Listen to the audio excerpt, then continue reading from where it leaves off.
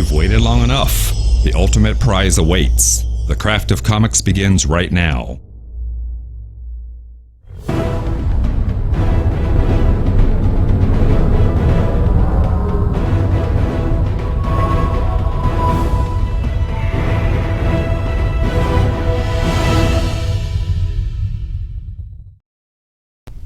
Hey everyone, welcome back to the Craft of Comics. My name is Jacob. I'll be your host today. Today we have David Barron, who is a colorist for Valiant. Just want to cover some things real quick before we get into the questions and the interactive and all the great things that David has here for you today to see. So make sure you have your workbook that has the entry form for the ultimate prize. It's got some really great stuff on there also within the workbook. There's some things in there for you on how to enter, and then also some stuff on how to submit, all the things that you need on there, what to submit, and all that other stuff. And then later on after the questions, we'll be going through this social media Q&A, so make sure to submit your questions now with the hashtag Valiant Live QA. So let's see Mr. David.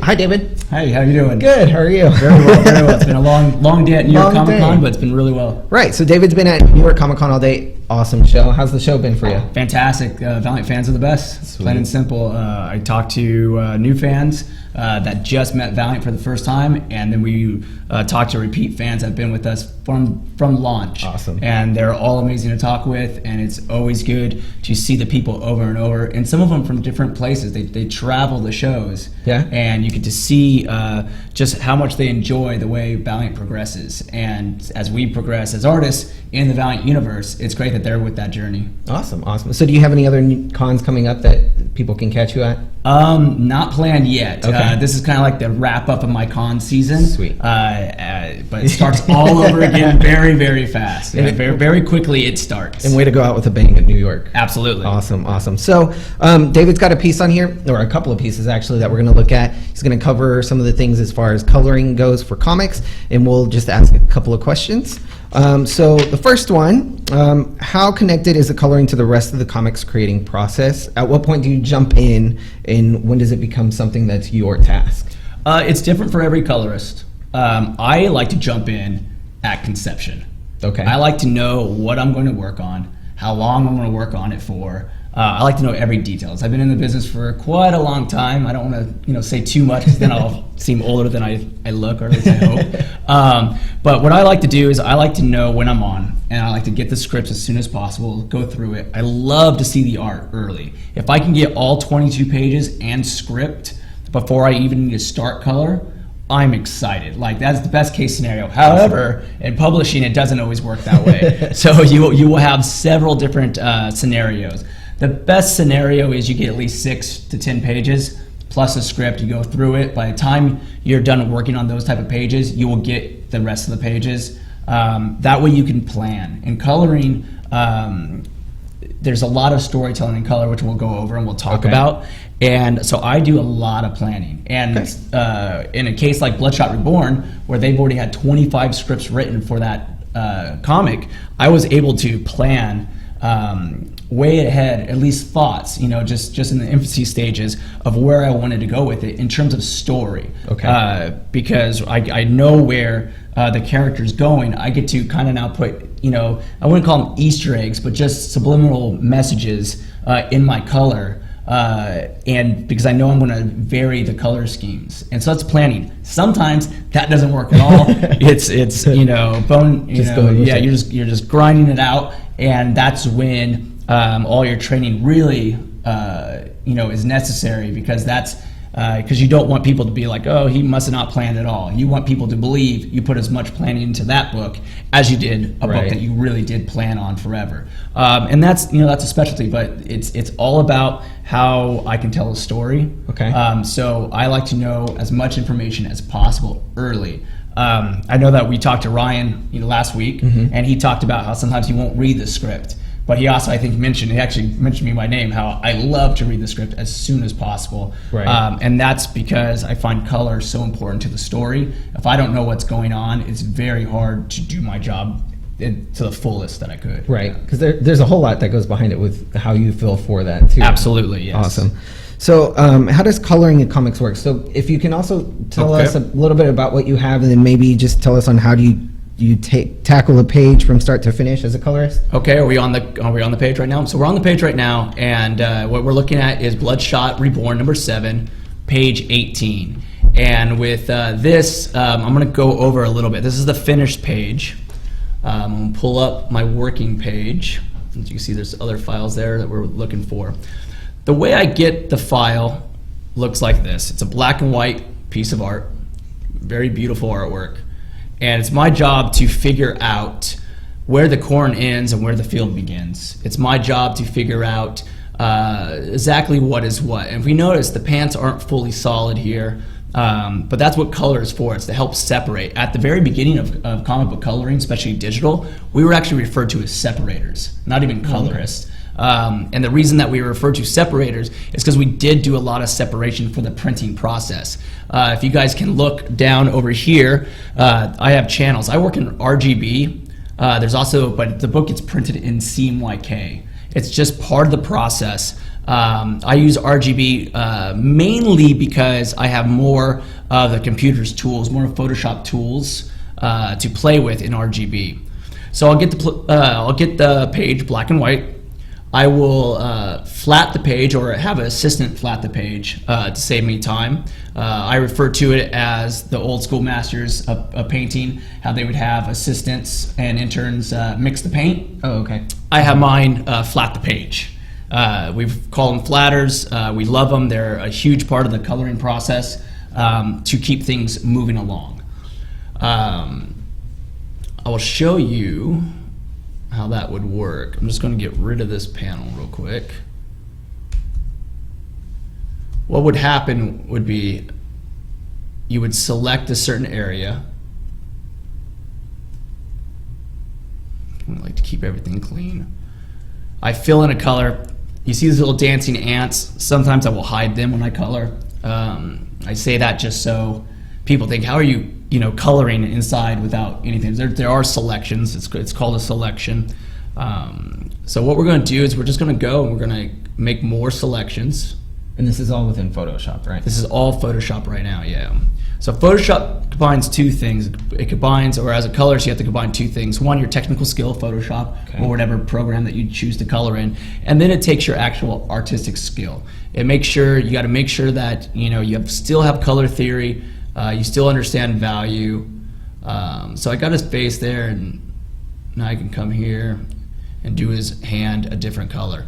Now, if you notice, all the colors I'm choosing don't matter to me. I like to block it out first without any thinking whatsoever. This is a lot of grunt work, a lot of just, you want to get through it as quick as possible. This is the separating process. So I'm going to go back, doing a bunch of multiple undos. Eventually, you get it all through here. Okay. So this is a reflatted image. You can tell because it's all the colors I choose for the story.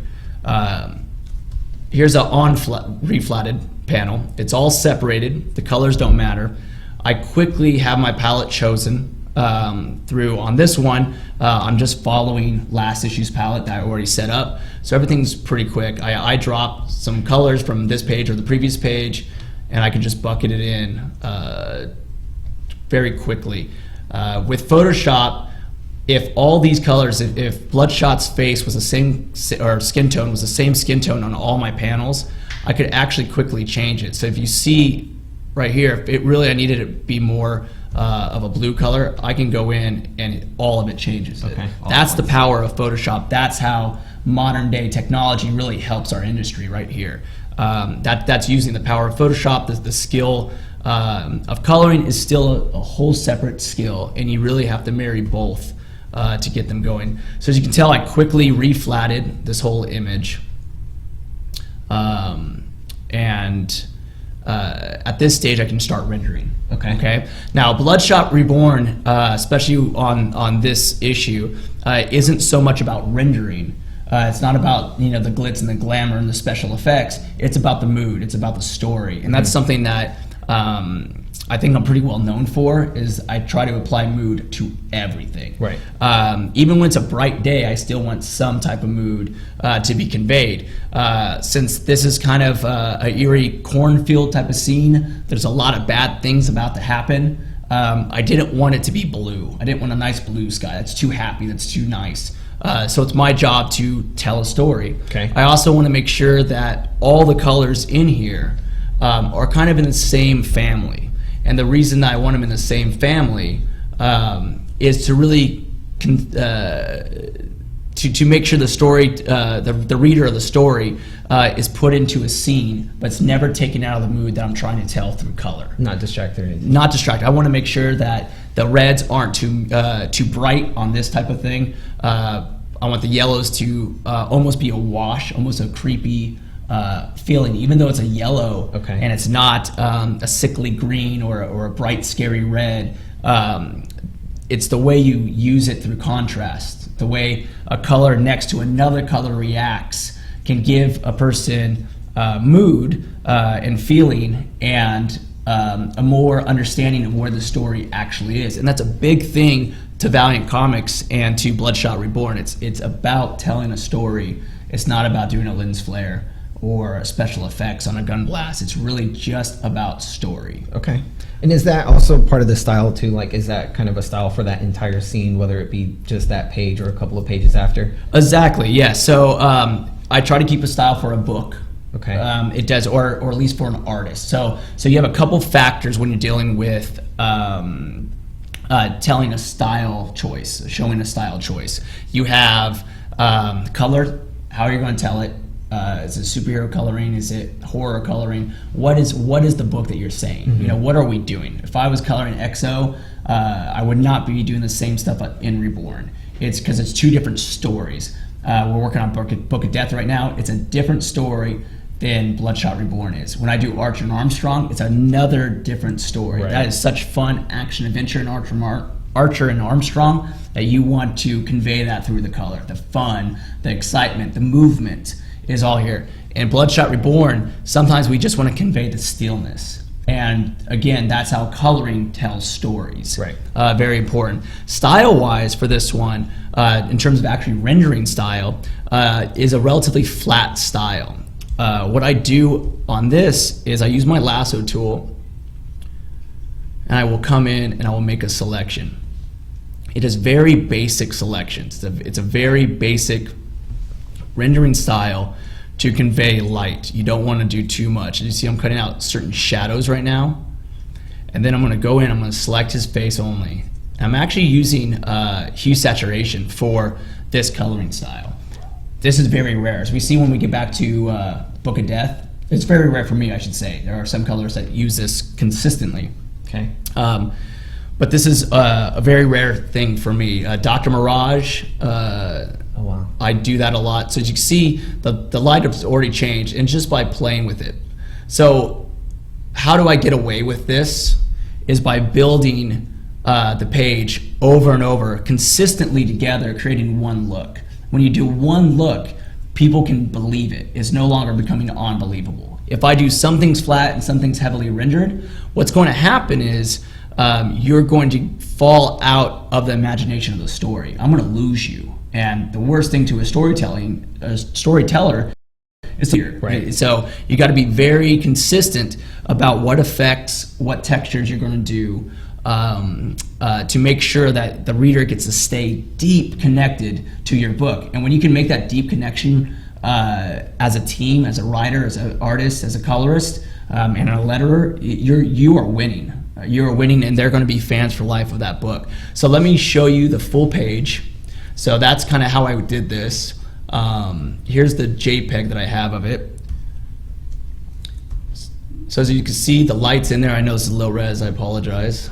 But you can see all the consistent lighting. She's the same way. I did a little knockout for the corn in the background to really pop Bloodshot, because he is the main focus. It's all about these two characters, Bloodshot and Magic.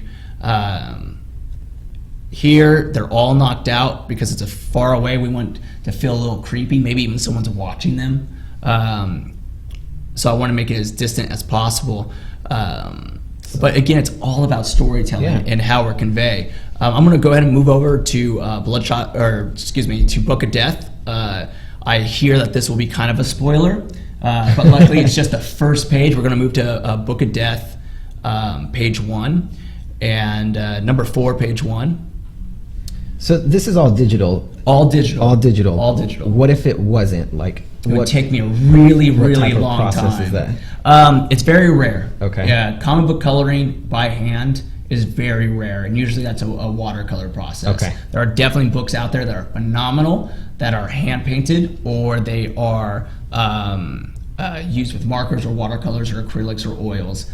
They take a long time, and the process, the modern day process of deadlines, you can't meet it. I couldn't work on so many books in that type of process. So everyone goes Photoshop, and that's why we also have the flatters that I mentioned about to help us prep our pages, and that way we can just go quickly and quickly and quickly, with obviously not rushing anything. We want the best storytelling image that we possibly can, but if I try to do it by hand, it would take forever, and we would lose a lot of, you'd lose stunning color, especially with digital comics nowadays. You would lose a lot of that brilliant color that the computer can provide.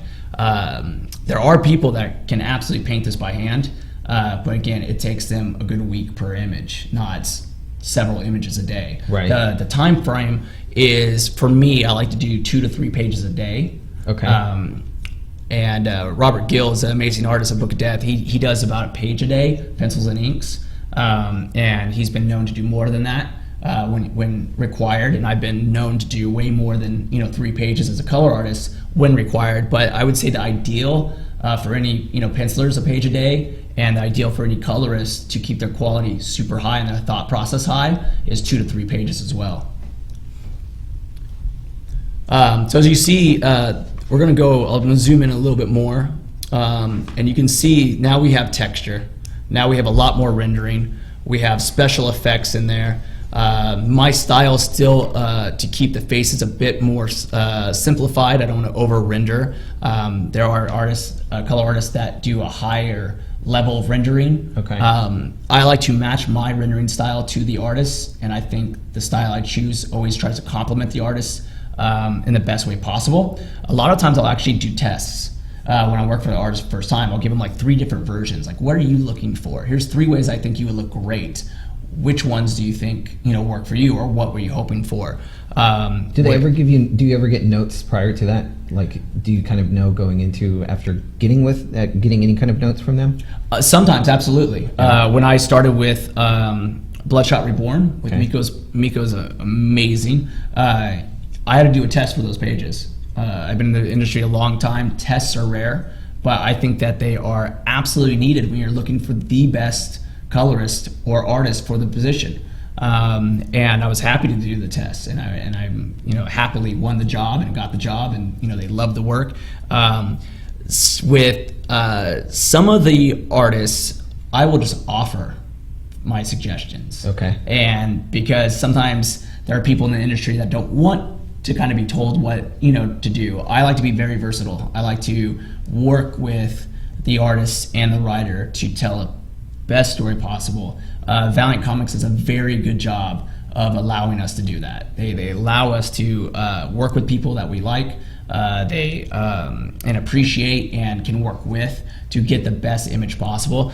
There are tiny notes like this is a dead tree, or so it gets called out, like don't miss the droplets of gum, I'll say. The packages of gum, if it's out there and it's part of the story, because it could be small. So it might be little notes like that. If they're really wanting, like if you're imagining as an artist a whole scene, and you say, I want this all in reds, they'll mention that ahead of time. But not every artist does that. A lot of times they say, look, I will tell you I want this, but in reality you might come up with something better, so I'm just going to be quiet and let you do what you do because I trust you. And the trust is a huge part of comics.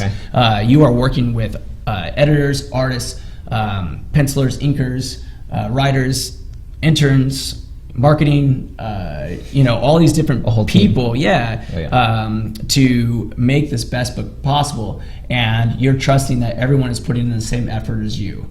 And at Valiant, they really do a great job of encouraging, where you don't want to let anybody down. And then the fans do an amazing job of telling you, how much they appreciate the work, which puts the more pressure in a good way to not let people down. And that's what why comics are special, and that's why the comic community is pretty close. Because it's a family from the get-go. It is a family. Like you're taking everybody on a journey. You're a storyteller. It's like sitting on Grandpa's leg as he's telling you a story. Right. It has that type of connection where they're waiting for that next story, and you don't want to let them down with a bad story. You want to let them, you want to pick them up every single time they pick up a Valiant book. And I think our readers, that are watching this right now can absolutely say, yeah, that's what they do on a consistent basis. Part of the reason why Valiant's never late.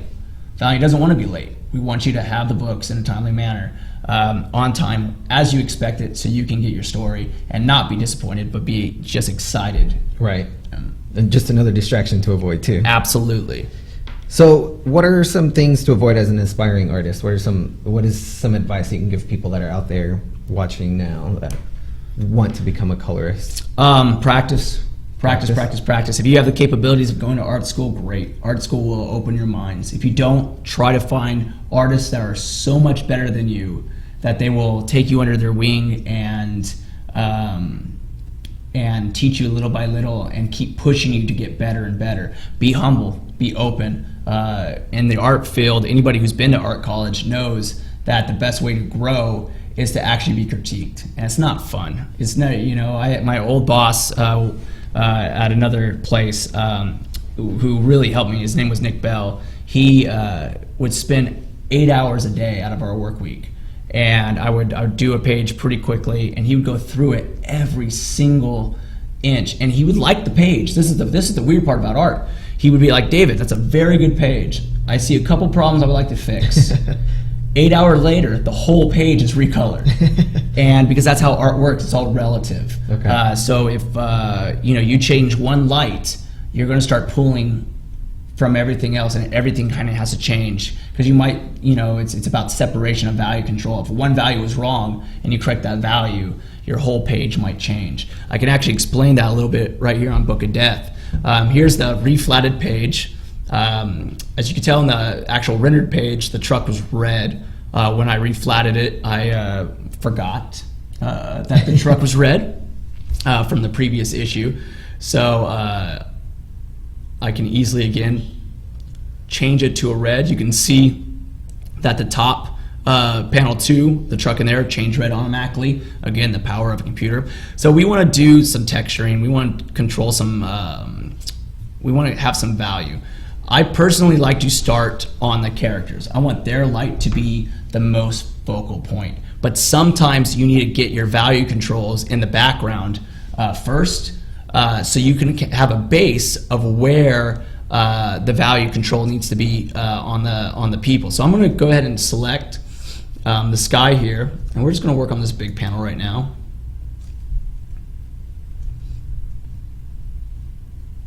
I'm using a gradient tool. I started with a cold blue color to give it a nice blue sky, and I like to put a little warmth in the sky. It'll go pretty white. The monitor I'm looking at, it's a little bit lighter. Depending on where you're watching this, it might look really light or really dark. That's the fun part about digital coloring and digital comic books. Yes.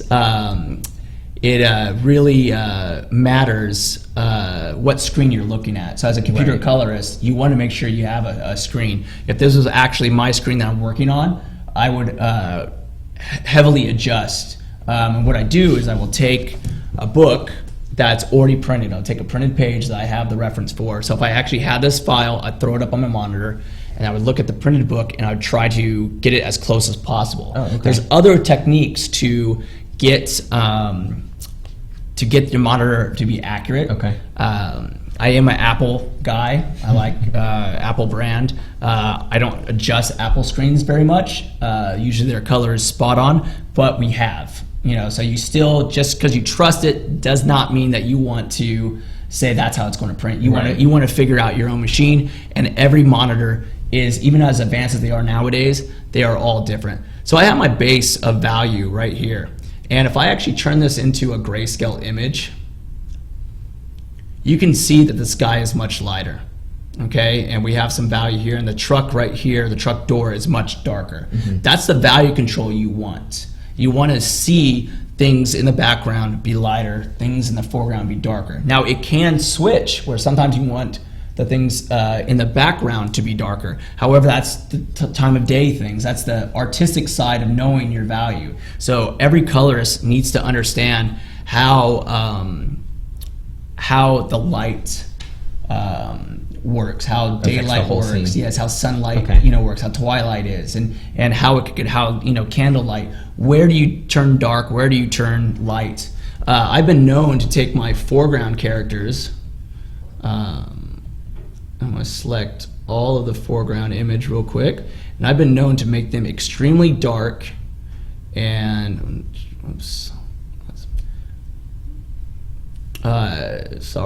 extremely dark with a color. So I will put the whole thing in a heavy shadow.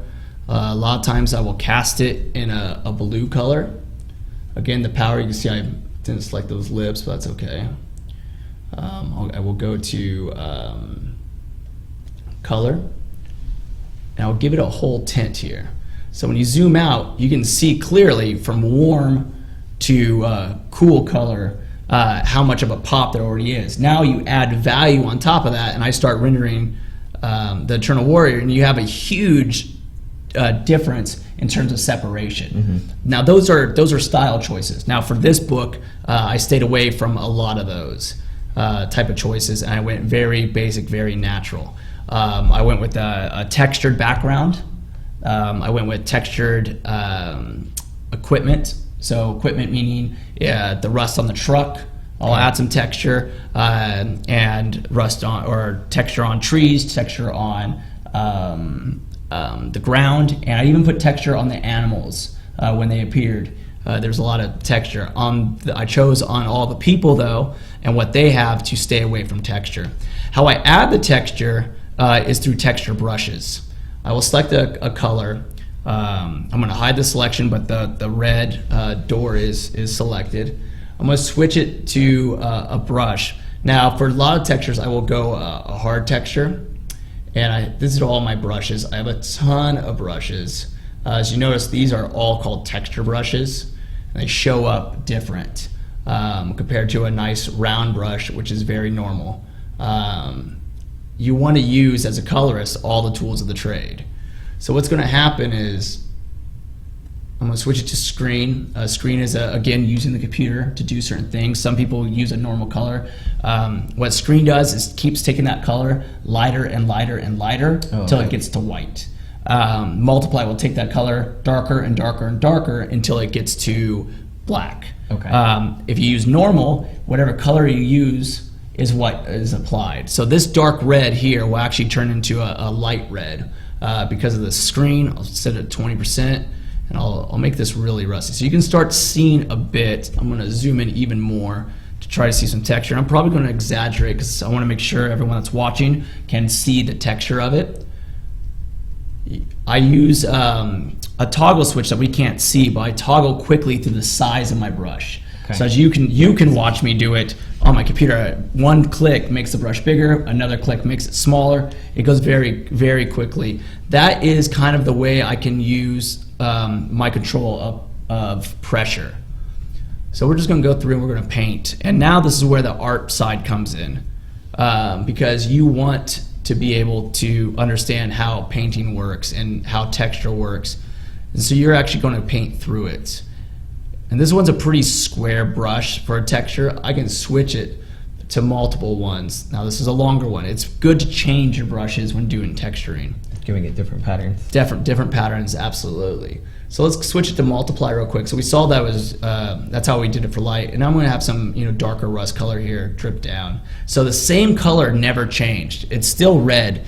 I never switched the color. I just switched the mode of how I'm using the color, and then that's how we can quickly get several different colors and variations out of something, out of one color.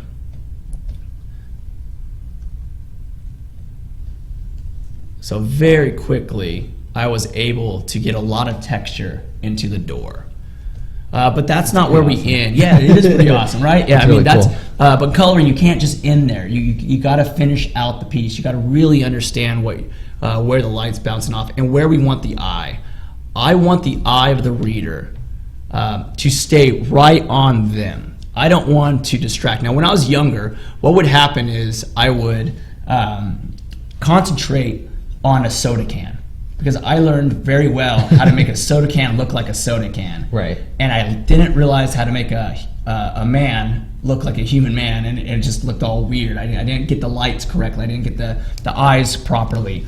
And so what would happen was every soda can I saw would be super in focus, and all the characters that are actually speaking were just a side note, and that's not good. That's not telling the story. Right. And through progression and through time and learning more, I was able to learn how to tell a story.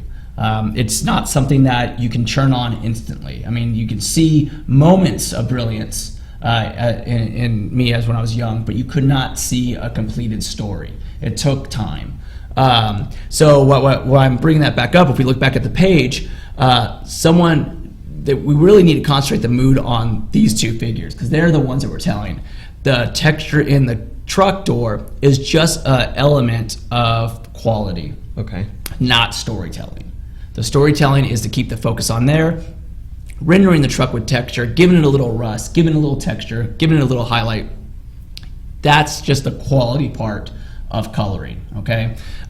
You don't need to see it all the time. So now I'm going to use a grad tool. I'm going to start getting some highlights. Now what I'm doing right now is I'm actually pulling your eye without you really even knowing it back to them. And again, as I said, the first thing I actually would have rendered on this page is them. I'd base all the values in this door off of the values off the characters.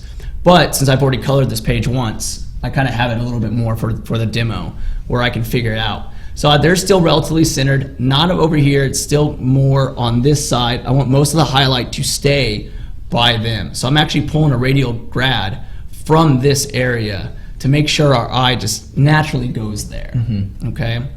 It's right below the face. That's where it's lighter. Exactly. Yeah. We don't want we don't want your eye to come to the far right. Not on this panel. There are dynamic storytelling when you're designing a page where you are designing how the eye flows. In coloring, you can do the same thing. Okay. But the artist has already designated that this is our focus. Where the focus is. Okay. Now, granted, Robert did a great job of taking it where if we follow his arm, it does lead you to the next page. So there still is that dynamic storytelling of seeing her to him, then you're just following him off to the next page. Right. Those are, as Ryan also talked about, very smart choices that Valiant artists make all the time. He mentioned Trevor, I'm mentioning Robert. There's a ton that constantly make smart choices that we would not know. As a color artist, I have to follow those choices and I can't fight them. If I made all the focus right here on the steering wheel and the truck door, because I'm super good at rendering truck doors, it's not telling the story. And again, you gotta focus, number one, on telling a story. We're gonna move on to her face. And again, it's about value. I like to start with a nice big grad. It opens the face up really nice. From there, I will actually save a selection. So there's my mask. That's what a mask looks like. So in that selection, that is everything that's not red is what I can render.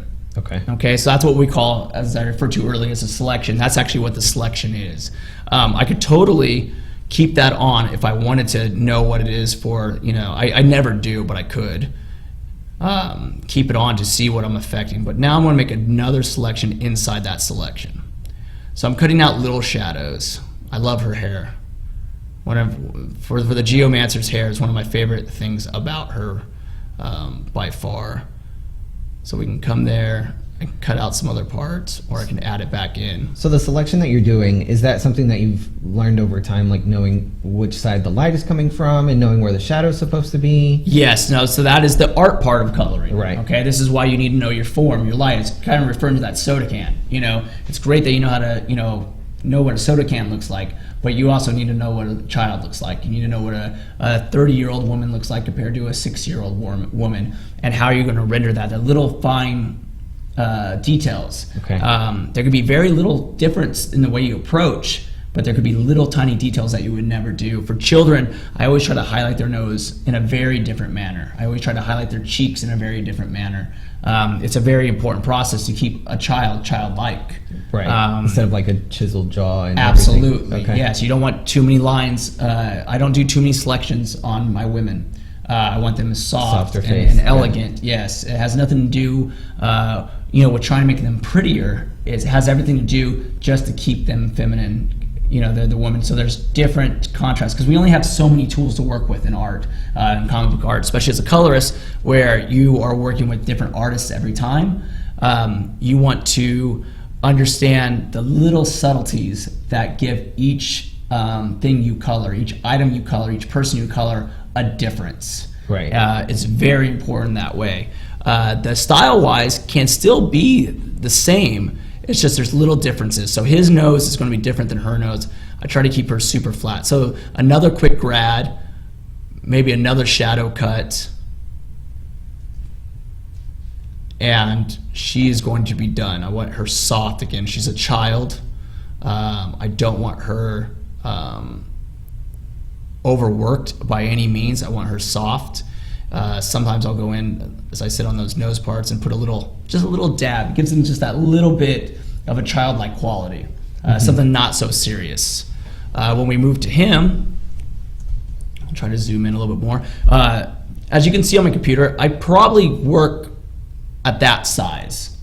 I don't zoom in. When I was younger coloring, I would zoom in like that. And I would work every little wrinkle, every tiny little bit, and have all these little tiny textures and rendering in it. Oh, wow. The reason I don't do that is because it doesn't print. And that's part of the education of comics. So normally I try to work at that range so I don't over render. Plus it gives you a better scope of what you're doing in connection to each other. So another suggestion for new colorists is don't over zoom in because you think you're giving better artwork. See it as a broader page because the page will be printed like that. Okay. So the fact that it's printed that way and I'm zoomed in to there is a good difference. I don't need to go any more. So we'll move to him real quick. I'm going to save the selection again. I'm going to throw away her selection. I don't need it. She's done. Some people will save all the selections. When I was young, I would save every single one. You don't need to save selections because we have, I use a flat channel. I know I'm kind of jumping around a bit. A flat channel is the best tip for any new colorist. So how do you make your flat channels? After you're done reflatting, you copy your reflats and you just paste it into a new channel. You get this nice gray area. What happens is, I threw away her channel, but I still have a flat flat selection to pull from, so I can easily go back and fix it. Okay, that's how I do most of my corrections. So I'm going to go back to him. Again, I start with that quick grad. Now, what you'll notice the difference between him and her is I will actually do much more cuts, much more little shadows going in and out. Because he's older, he's been around forever, hence the name Eternal Warrior. And I'm gonna keep cutting away. And I go from dark to light. I like to keep cutting out shadows. I'll zoom in a little bit more so everyone can see. And as you can see already, there's much more to my rendering on a page like this. Or on a character like this than on her. I am absolutely giving him much more defined shapes, much more defined lights, much more defined color.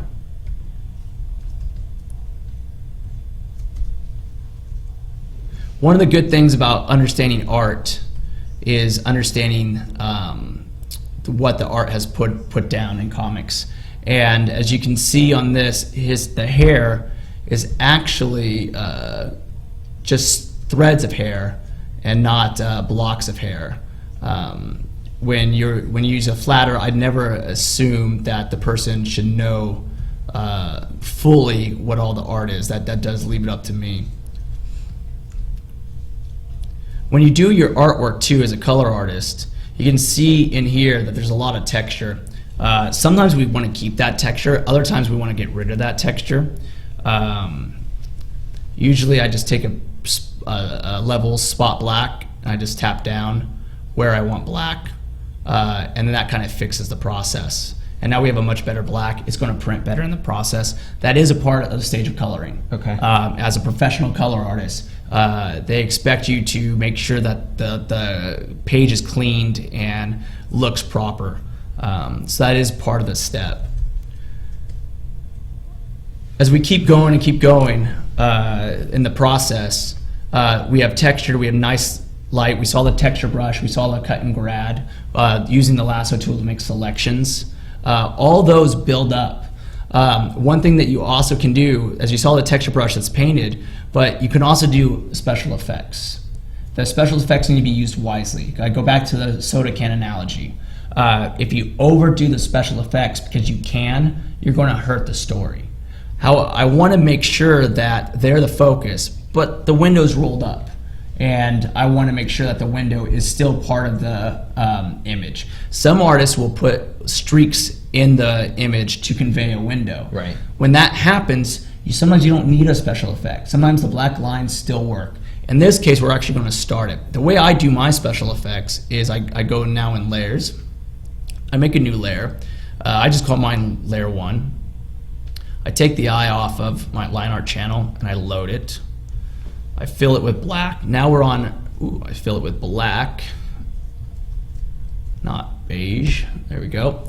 And now it's on a layer. So the line art is now on a layer, transparent layer at that. I use what we call a screen layer. Okay. I go to mode, I switch to screen. This is a trade secret, by the way. Absolutely. And I fill it with a neutral black color. So what's that going to look like is just black. And now I'm going to paint on this layer. This black layer that I paint with will have all the highlights, or all the special effects, I would say. I'm going to do a quick one just to kind of show you the power of a special effect. And we're going to say that there's a huge sun shining right here, which there won't be because it would be horrible for the story. But I just want to convey the image so you guys can see it on the screen. You just see how it's affecting everything. So there's a huge glare there, unique control, because we're now eliminating black lines. When you're eliminating artwork as a colorist, you better have a reason.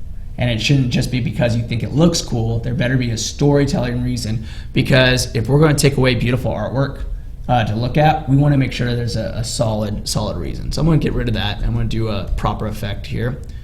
And we're going to make a window glare.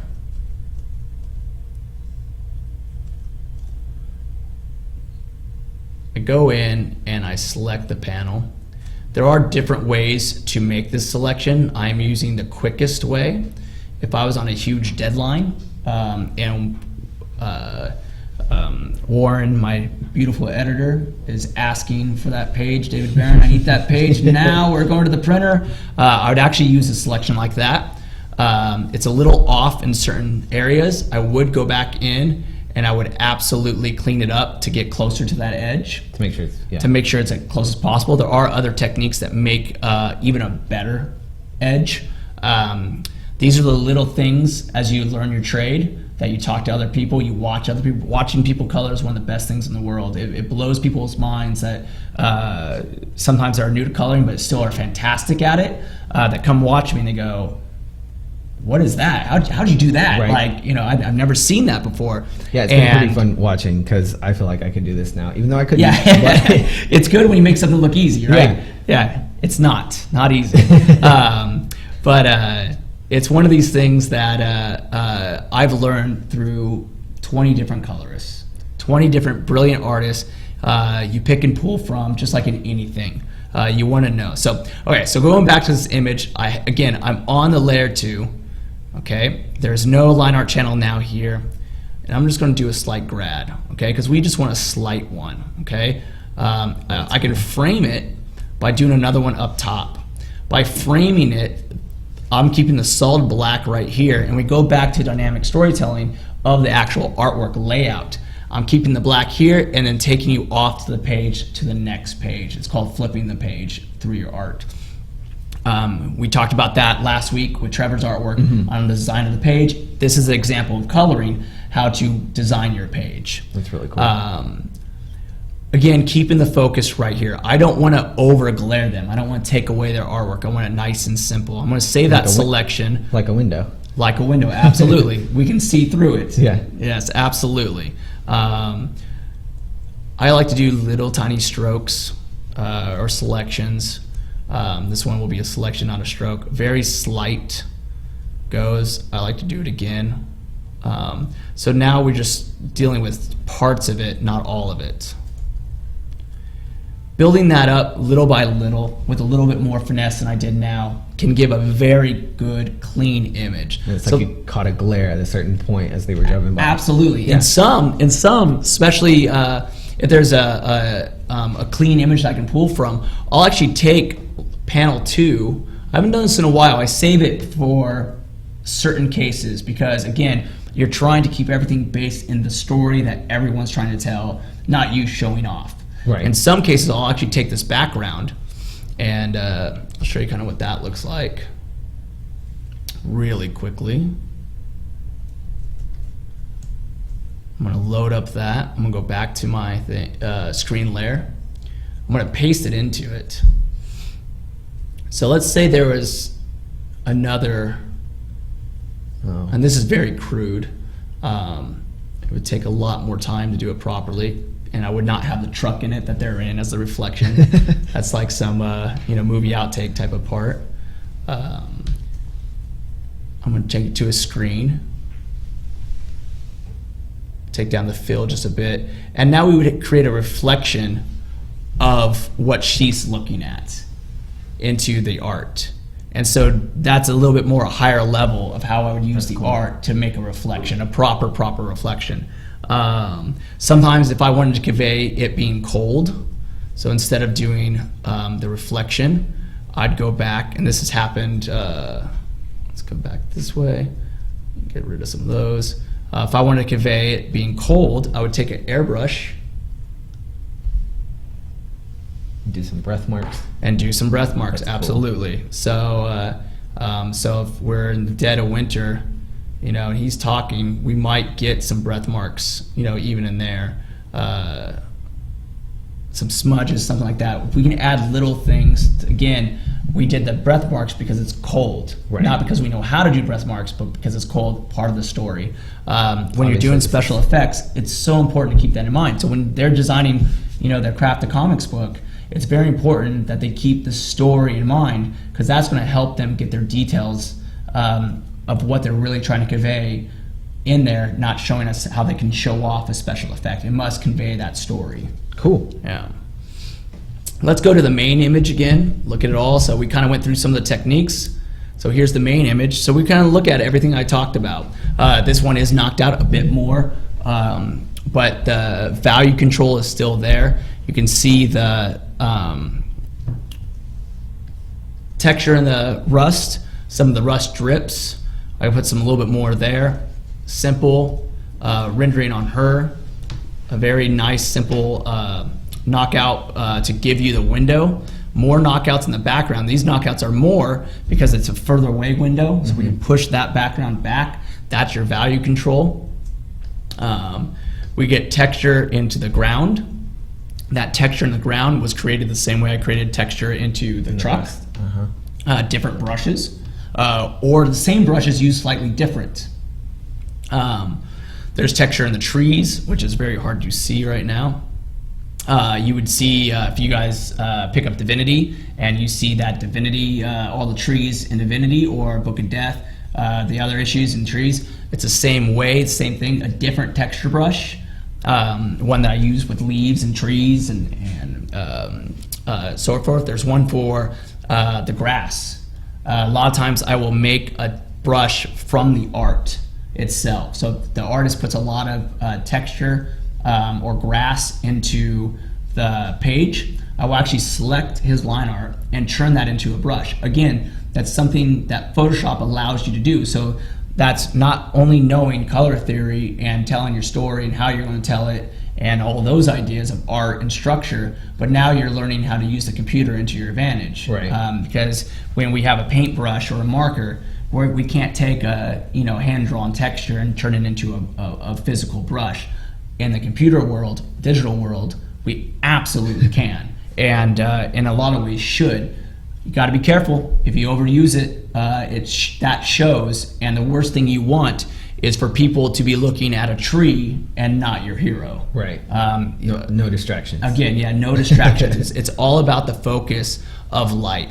I knocked out, if you look at the panels 1 and 2, both the backgrounds are knocked out, okay? With the raven eating, or a crow eating a little goodie there. I think it's a little milk dud or something. Mm-hmm. A lot of that choices is to make you feel like nothing's out there. He's driving, because that's part of the story. My whole choice of knocking out those backgrounds so far away is to really give you a feeling that nothing's out there besides this little bird, and that's it. Some despair. Absolutely. Yep. And that's, it is called the Book of Death for a reason.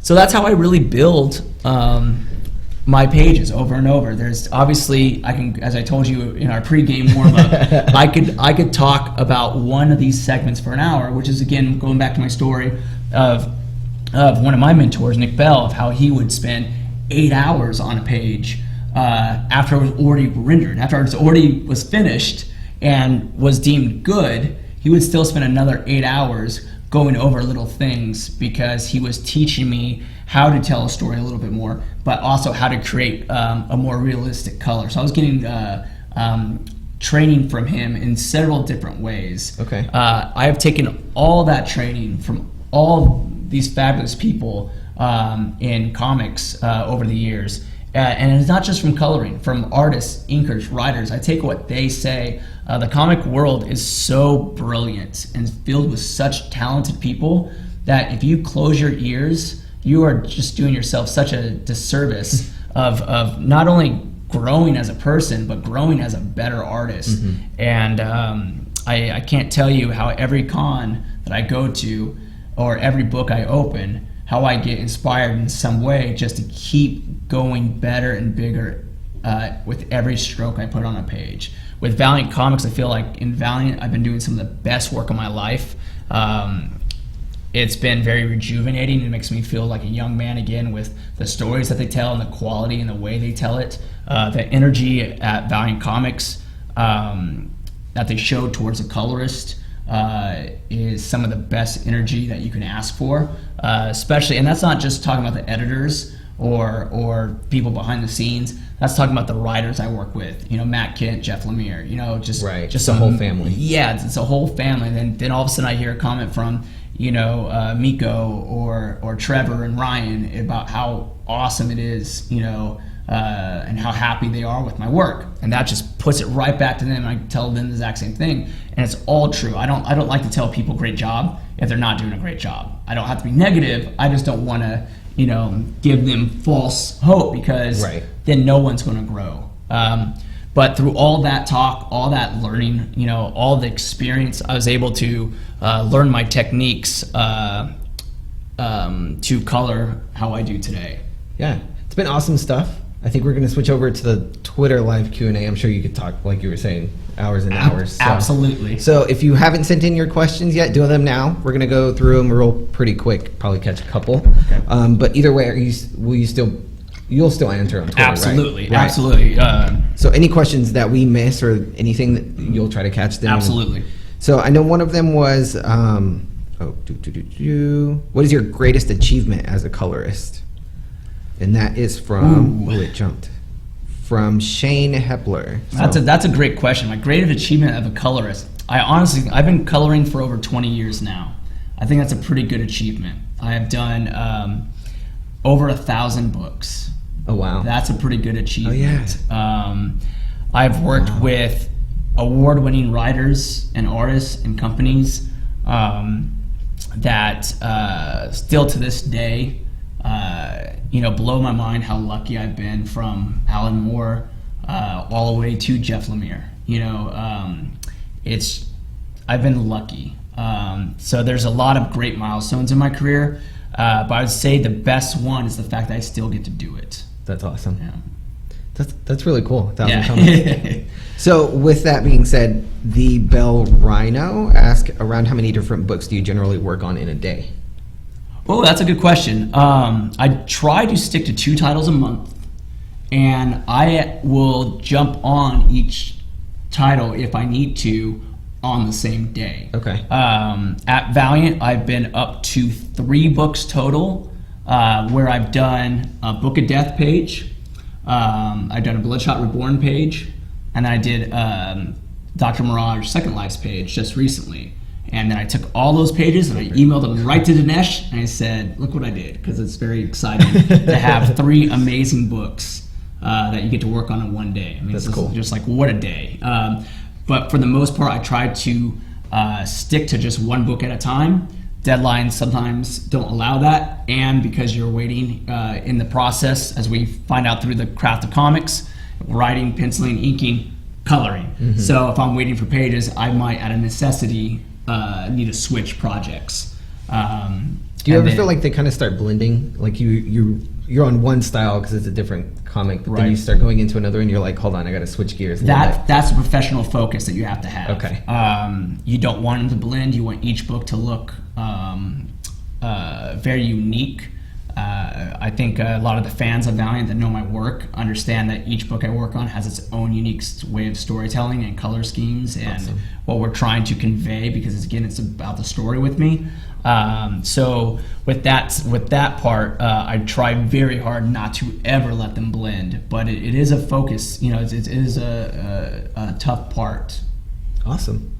So it still looks like there's a bunch of questions on here that I'm scrolling through that I feel like you either answered earlier or whatever. But if not, like we said earlier, David's willing to answer your questions on Twitter, so send those in too. This is the final episode of The Craft of Comics, ladies and gentlemen. You can catch the other 3 and this one on YouTube. Just go to youtube.com/GoHastings. We have a playlist on there for The Craft of Comics, so you can catch every episode on there. You do have 3 weeks, though, to turn in your entry form. So make sure you get that in there. The deadline is 10/31, but I think that is all the time we have for today. Thank you so much. Thank you. And if you guys have any other questions, like I said, send them through Twitter. Awesome. Thank you.